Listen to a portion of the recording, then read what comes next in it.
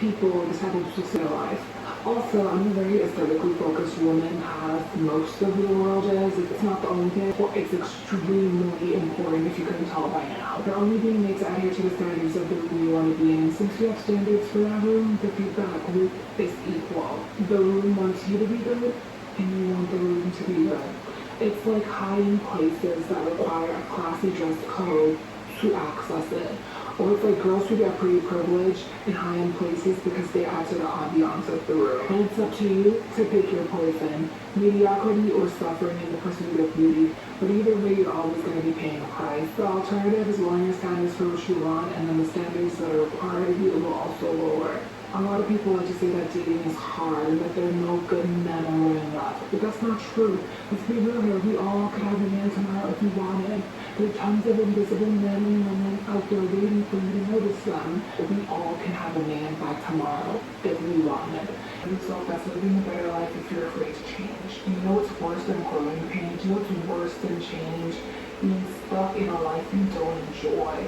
Doing the same things over and over again. It's the definition of being stuck in limbo. Purgatory, if you will. You're living in hell while you're alive. Don't be afraid to kill. Everyone who has won has failed at some point, and the only reason why they won and they're winners is because they kept going. Taking the risk pays off. You need to set clear goals for yourself. Where do you see yourself this time next year? Because if you don't have clear, defined goals, then you're just going to lack the motivation to do anything. The next part of growing up is balancing external societal pressures. If you're from a culture that discourages individuality and excellence, you need to realize that that's only hindering you. Let's leave the self-doubt at the door. Because if you want for something and you've achieved in your life, what makes you think growing up is any different? You need to have a positive mindset. If growing up seems hard to you, you're probably just thinking too much and putting yourself into a state of analysis paralysis. You need to take baby steps. I want you to look at the one thing that's ruining your beauty and your self-esteem and take little steps to rectify that. Little steps add up to big movements, or whatever the hell they said in that quote. But as long as you're taking steps to rectify it, just focus on that one. You can get your mind to go into the receiving mode and calm yourself down and how you're going to make this glow happen. Well, how am I going to do this? I don't have the money for the rhinoplasty. So there's always a way. There's always a way. As soon as you can get out of that mode of how am I going to make this happen, then you're in the receiving mode for the solutions to come in. That's when things start happening in your reality to make all the things come into fruition, make your goal actually happen. Stop thinking about the what ifs if it goes wrong and this, that, and the third. Start speaking positivity in your life. But as much time as you're spending having analysis paralysis on what to do, how to glow, all these things, you could literally be using that energy to manifest your glow out. I want you to use any feelings of discontentment that you have for yourself as fuel to the fire. A lot of people are not going to want you to glow up, especially if you're from a friend group that has nothing, from the trenches. A lot of them are not going to want you to glow up because it forces them to evaluate where they are in their life, where they've gone wrong, and why don't they want more for themselves? Why are they not striving as hard as you to get to where you want to be? And there's something wrong with them for not striving to be where you want to be. So a lot of people are not going to want to go up.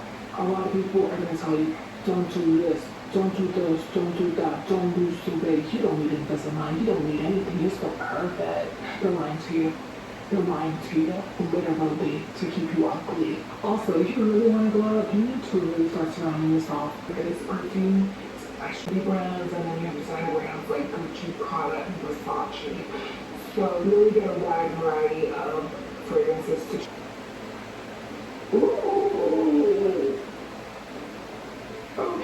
Okay. This reminds me of like, wow. Okay, no, really on this one. And then the first one putting it on. This reminds me of, hard to say, very light spring, not overly floral and feminine. It's very, very feminine. I could see myself wearing the footy and having people obsessed and asking me all day, okay. So the next one becomes a mess. Isn't it so cute?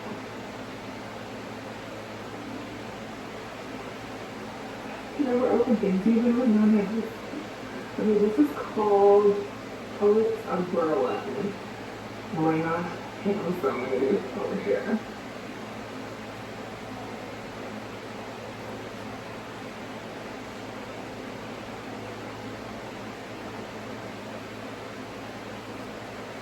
Okay, so this is giving like a luxury perfume. Probably is actually, oh well. That's another great thing about Scentbird. It can have indie fragrances and also designer fragrances. So you get a real broad variety of fragrances to choose from. Okay, this is more of a masculine fragrance, but it's not a cheap smelling masculine cologne, if that makes any sense. I'm not really into the masculine fragrances, but I will. Like Miss Florica.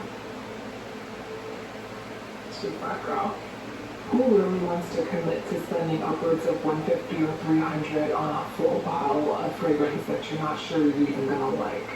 And those little samples that they give you at the store are not enough either. But to thank Scentbird for sponsoring this video, make sure to check out the links below. And make sure to use my coupon code for 55% off so you don't have to spend that much money. I want you to remember, you're not a robot. So you're not going to be perfect at this thing called a glow up. Sometimes you'll be complacent, sometimes you'll be like, what am I doing this for? Sometimes you're not going to want to get up and put your retainers in. Sometimes you're just not going to want to do things. Sometimes you're just going to want to binge eat for like a week on end or sit in that playground's favorite, but now we're in the big leagues now. So you need to get over this if you want to win in the world. If you grew up really sheltered and loved and just told that you're the most perfect princess in the world, and you go into the real world and gagging, well, you need to get over this if you really want to win in the world. You need to get over that if you want to win. Let it defeat you. It's not worth it. Don't let it defeat you. I hope this video gave you the motivation you needed to take the plunge. It doesn't have to be a grand thing. You're thinking too much. If you want to be someone who wears makeup more regularly, if you want to be someone who's good at makeup and just like is able to put themselves together so well, start small. Maybe it's lip gloss one day, maybe it's mascara the next, and then we're moving on to blush. But like I said, Rome was not built in a day. The people who are the most successful are the ones who take it slow and steady. Because you know when you take it slow and steady, you can really sit, reflect, and reevaluate the whole process compared to someone who's trying to rush the process of growing up, rush the process of beauty, and then they're exhausted and they're burnt out, and they're on YouTube talking about growing up in your life. Growing up is only gonna ruin your life if you let it. If you're someone who's overweight and you get out of breath easily and exercising, if you look at my Amazon, I'm always looking for anything to make me look and feel better. I'm about it. So just treating myself to like things that really look beautiful. Or like I really love like I've been like on a little false kick.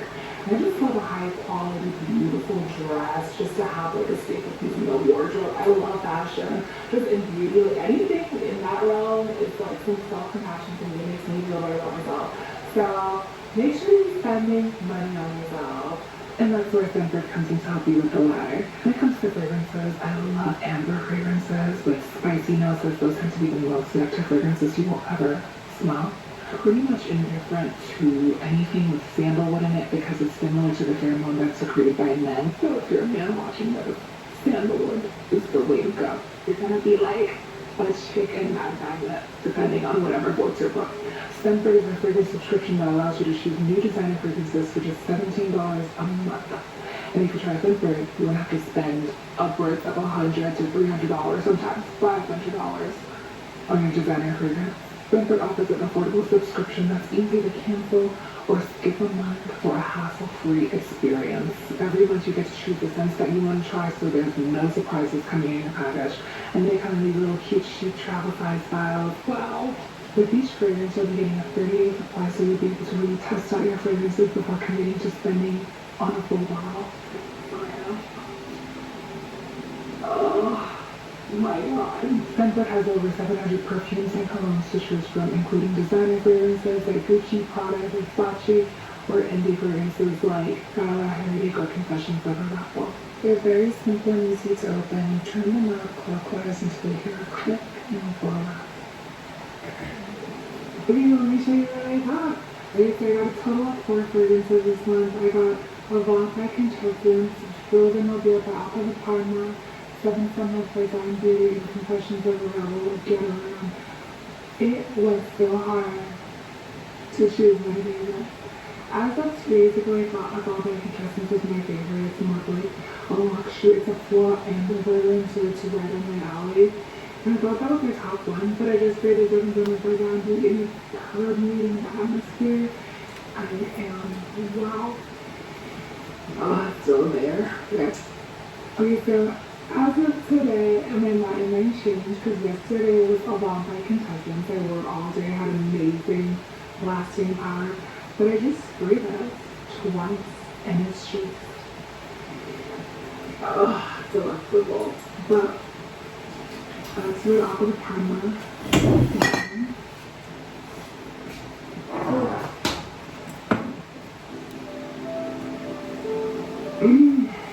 Smells like a luxury department store. Okay, if I had to choose, I would say 7 Summers by Dawn Beauty. If you're a girl, you're gonna eat that up. Second, a Vampire Contestants. That is just really luxury, and it's not the seductive nighttime brand. I'm Rosino Beal by Alpha de Parma. It has to be my third favorite. I wear this at nighttime. It's a more concentrated floral scent. That's the way I would use to describe it, but it's not like a jasmine. I personally don't love the really floral jasmine. My least favorite would have to be the Confessions of a Rebel. It's the indie fragrances. Personally, I prefer designer fragrances because they tend to have a longer lasting power. And as of yesterday, I thought this was more of a room spray because I was just not really feeling it when I first sprayed it. But I wore it to the gym and I decided to test it. I was like, hey, it doesn't smell horrible, so why not smell great while I sweat? And I was wearing it yesterday and I was like, you know what, this is not necessary. I would not necessarily describe this as a room spray to get from Bath and Body Works. I would describe this as a more masculine, lighter fragrances. And I am completely indifferent to masculine fragrances. Make sure you use my coupon code CARMELITA55 for 55% off. Your first month is going to be a little over $7 instead of $17, and Scentbird is available in the USA and Canada. Forgiving yourself for your mistakes because you did not know any better. I feel like being in your 20s is the most detrimental age, and they try to make it seem like it's your golden years, and then you're not valuable by the time you're 30. But you really just don't know as much. I was extremely smart when I was 21. Sounds corny, but there's so many shitty people in the world. You're going to be coming across egomaniacs, pathological liars, jealous losers. There's so much negativity in the world that you're going to be facing. And honestly, as a kind person, it's not fun to have to encounter those people. But being a kind person is going to set you apart so you can attract genuine and fulfilling relationships with other kind people. And the quality of your life experiences boil down to the quality of the relationships you have, the quality of the experiences you have. Guess what the longest study on human happiness found? Harvard found that it wasn't the amount of money that these people made, it wasn't the dream job that they got, it wasn't the yacht, it wasn't the mansion, but guess what? These researchers found that led to living the happiest and the best life that you could. These researchers found that it was the quality of the relationships in your life. That was the number one thing that came to being happy. Humans, we are social creatures. We're not meant to be alone. I'm an introvert. I like being alone, but if I'm alone for too long, I seek to have companionship and comfort because people add value to your lives. And having great, genuine, fulfilling relationships in your life it's the best because it always helps you see things from a different perspective. Being a kind person, it comes back to you. A lot of people will be like, don't be too kind, don't be too this. And of course, you're never going to want someone to walk all over you. No one wants to be a doormat. Be kind to who's being kind to you. And you're going to attract good things just from that. People are going to want to do things for you. People are going to want to help you in your times of strife and when you're low in the world. That kindness is going to be returned somehow, some way. Also, treating people when people are okay. Now that I'm here and then, on viral a couple times, been talked about vlogs and just rumors have been made up and nasty things. Now that I'm here, It's a different experience, but literally, I've had worse things said to me. I've said worse things to myself. I've had worse things happen to me and said to me and a bunch of nasty comments. I've read it all, I've heard everything about me, and honestly, it's all prepared me for what I'm doing right now. Because it's not easy to sit on camera and then have everyone judge you for how you look, how you speak. Oh, what am I going to bring this boy, like, or whatever. It's not easy. I feel like everything in my life has prepared me for what I'm doing right now. I feel like it was boot camp. Those hard years were boot camp. You know when a year starts and you're like, this is going to be my year, things are going to be different, things are going to be better, and then it's the worst year of your life. I've had that happen a couple times where I'm just like, yeah, you know, like good intentions and everything, but I don't look at those years as a waste. I left those years with so much embedded lessons for the rest of my life. I cried so much in 2022. That was such a hard year for me. 2019 was even harder. I was like, if I can make it out of 2019, then I could do 2022. But I was constantly crying in 2022 all the time. And you know what? I look at like those hard years as like a crash course to get you to where you need to be. I feel like when you hit rock bottom, it's nowhere but up. And if life is hitting hard, it's like, wow, it's hitting you like down. Let me step on it a little bit.